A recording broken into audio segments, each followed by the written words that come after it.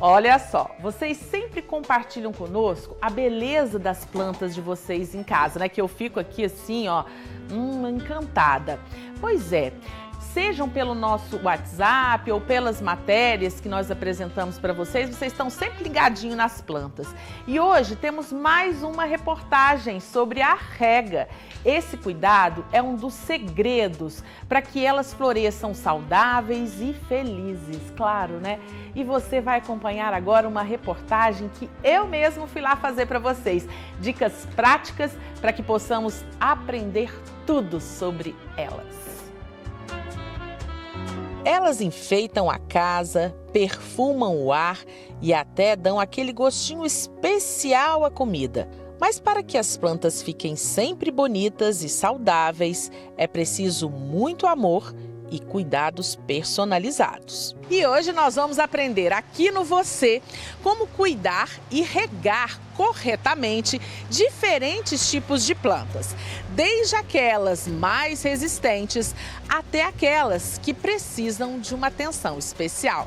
Com a ajuda do professor Luciano Caixeta, vamos conhecer os segredos para deixar as plantas bonitas e saudáveis. As flores são as verdadeiras divas do jardim e precisam de cuidados especiais. A orquídea, por exemplo, chama atenção pelas cores e elegância, mas como deixá-las ainda mais deslumbrantes? Uma das coisas principais, o que é? Questão de rega. Então o excesso de água vai fazer com que haja o apodrecimento da raiz. Então o que a gente orienta? Comprei. Terminou de dar flor, eu vou passá-la por um vasinho feito à base de barro. Vou continuar com o substrato feito à base de casca de pinos. E aí, geralmente, eu vou regá-las pelo menos 2 vezes por semana. Eu não preciso regar ela tantas vezes mais. A Wanda não necessita de terra. A estrutura que mantém ela aqui, ó, é simplesmente uma caixinha, né? Onde o que eu vou fazer? Vou mantê-la geralmente pendurada, eu preciso mantê-la, né, sem esse contato. Essas estruturas são responsáveis por absorver a água do ar, mas eu posso dar uma ajuda. O que eu vou fazer? Venho aqui, ó, e vou borrifar e deixá-la úmida. Uma coisa importante, no meu regador eu posso colocar aqui algumas gotas de fertilizante também. A begônia é delicada, colorida e admirada pela variedade de espécies e formatos. Ela prefere locais iluminados, mas sem sol direto intenso. Na hora de regar, o equilíbrio é importante. É uma planta que ela gosta de umidade, ela gosta de luminosidade, mas ela não gosta de sol pleno. Eu tenho que tomar cuidado que ela gosta de água, mas não muita água, porque ela pode apodrecer o sistema radicular dela. Geralmente, o que a gente orienta?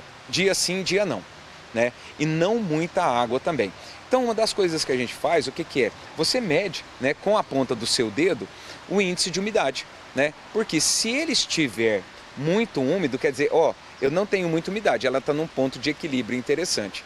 Agora, quando eu pego, às vezes, que eu coloco o dedo e ela dá muita umidade, o dedo sai com a ponta molhada. Então, eu tenho que suspender as minhas regas, porque eu posso levar ao apodrecimento do sistema radicular. As pessoas, elas têm mania de, às vezes, colocar água. Enquanto ela não vaza aqui embaixo, eles não param de colocar água.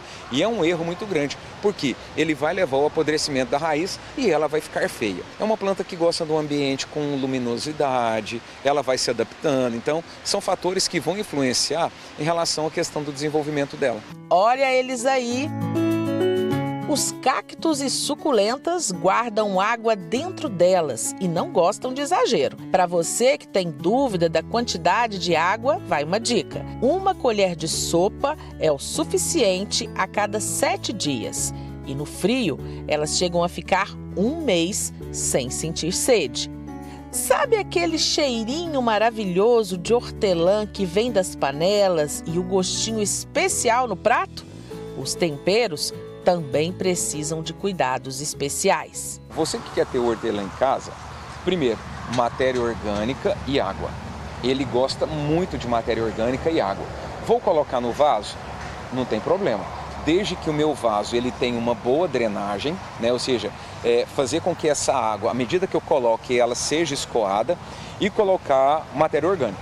Então, matéria orgânica. Que tipo de matéria orgânica? Eu posso colocar terra vegetal, mas eu posso colocar também misturado o esterco bovino. Porque ele vai melhorar a condição do solo para essa planta. Igual esse aqui, ó, ele já foi irrigado hoje. Então, olha para você ver o tanto que ele está bonito. Então, água, matéria orgânica, e ele pode ir tanto no sol quanto na meia sombra, que ele fica bonito. Ele só não gosta de ambiente muito sombreado. Mas onde ele pegar a luminosidade ou a luz do sol, numa sacada, numa janela, ele vai super bem. Ah, e o alecrim? Que delícia! O alecrim, ele gosta de ambientes mais secos. Ele não gosta muito de umidade. Então, o que eu faço? A gente pode ver até pela própria característica dele, eu posso colocá-lo tanto na horta quanto em vaso. Água, dia sim, dia não.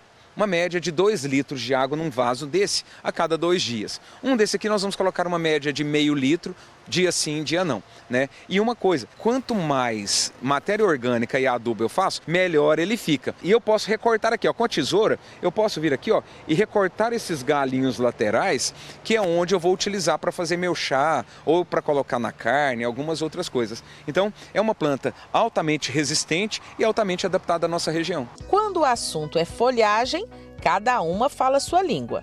Espada de São Jorge é firme e imponente, pede água só de 10 em 10 dias.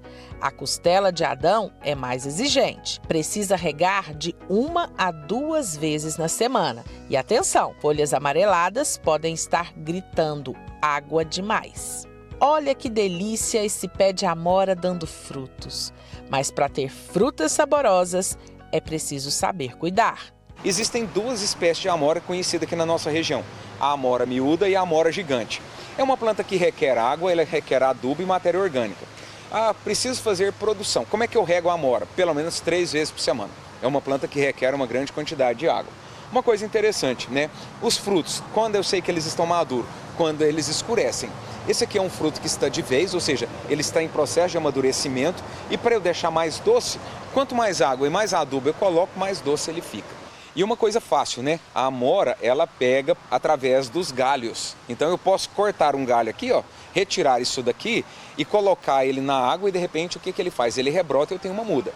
Posso plantar em vaso? Posso plantar em vaso. Posso colocar na sacada do meu apartamento? Também, né? Desde que ele receba sol, ele precisa de luz solar. Não só luminosidade, mas também luz solar, matéria orgânica e adubo. E logo eu vou ter a amora aí na sacada do meu apartamento. Mas se mesmo com essas dicas poderosas você ainda ficar em dúvida de quando e como regar as plantas, vai aí um segredinho para não ter erro. A forma melhor que se tem é o quê? É o teste do dedo, né? Então a gente fala assim, o teste do dedômetro, né? Por quê? Porque ele, a sensibilidade que a gente vê, ou eu tenho muita água ou eu não tenho. Então mantê-lo a um nível onde equilibre a questão entre o seco e o úmido. Nem úmido demais e nem seco demais, com exceção das suculentas e das cactáceas. Então, as suculentas e as cactáceas, assim como nós vimos, o que é? Água 1 vez por semana ou de 15 em 15 dias, né? Enquanto as outras não. Eu preciso colocar ou de 2 vezes por semana, ou dia sim, dia não. Por quê? Porque a partir do momento que eu vejo que essas plantas elas vão perdendo... Outra coisa também, Tati, eu vou observar, às vezes ela está murchando. Né? Então, assim como o lírio da paz, o lírio branco, ele dá um indicativo de murcha muito rápido. Às vezes você colocou água, em 2, 3 dias, ele já começa o quê? Murchar. Então eu tenho que correr e colocar água nele. E claro que não poderia faltar a primavera.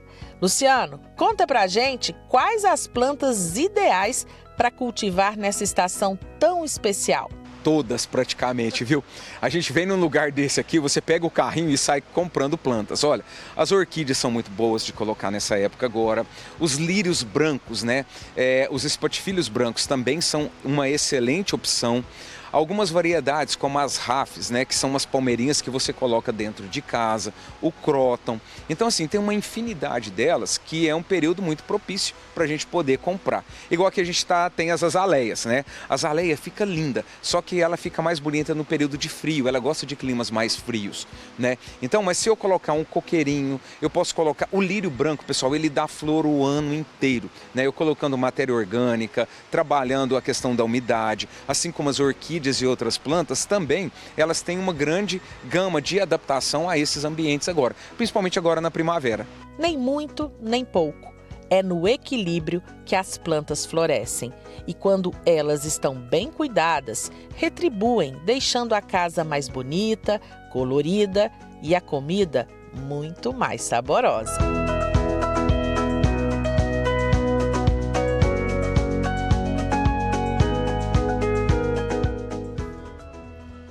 Gente, como eu aprendi nessa matéria, eu quero agradecer ao professor Luciano, que fez aí, né, com muita gentileza, deu todas essas dicas e eu aprendi muito. Eu não sei você em casa, viu? Mas, ó, minhas plantinhas estão agradecendo depois dessa matéria.